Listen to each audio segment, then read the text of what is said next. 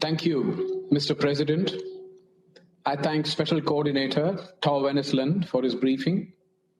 I also welcome all dignitaries to this open debate.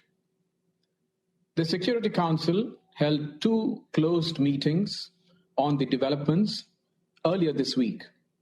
In both these meetings, we had expressed our deep concern over the violence in Jerusalem, especially on Haram al-Sharif, Temple Mount, during the holy month of Ramadan, and about the possible eviction process in Sheikh Jarrah and Silwan neighborhood in East Jerusalem, an area which is part of an arrangement facilitated by the UN.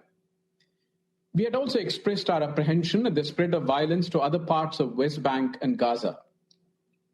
Today's open debate has been necessitated by the continuing violence which began in East Jerusalem a week back and is now threatening to spiral out of control.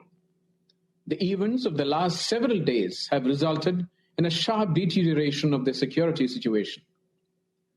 The indiscriminate rocket firings from Gaza targeting the civilian population in Israel, which we condemn, and the retaliatory strikes into Gaza have caused immense suffering and resulted in deaths, including women and children.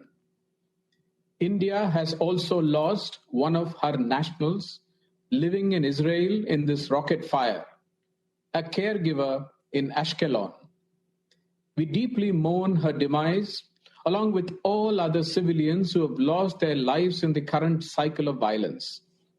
We reiterate our strong condemnation of all acts of violence, provocation, incitement, and destruction.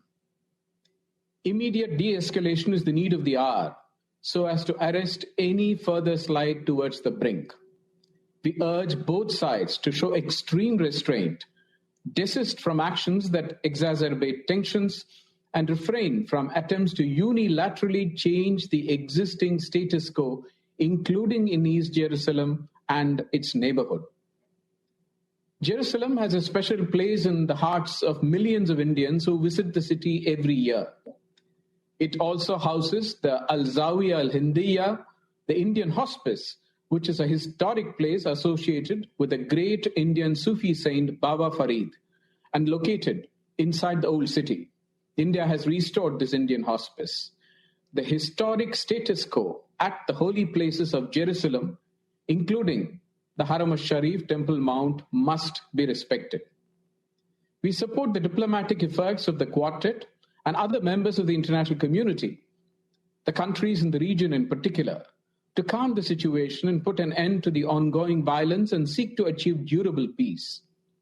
These incidents have once again underscored the need for immediate resumption of dialogue between Israel and Palestinian authorities. The absence of direct and meaningful negotiations between the parties is widening the trust deficit between the parties. This will only increase the chances for similar escalation in the future. We believe that every effort should be made to create conducive conditions for resumption of talks between Israel and Palestine. In conclusion, I reiterate India's strong support to the just Palestinian cause and its unwavering commitment to the two-state solution. I thank you, Mr. President.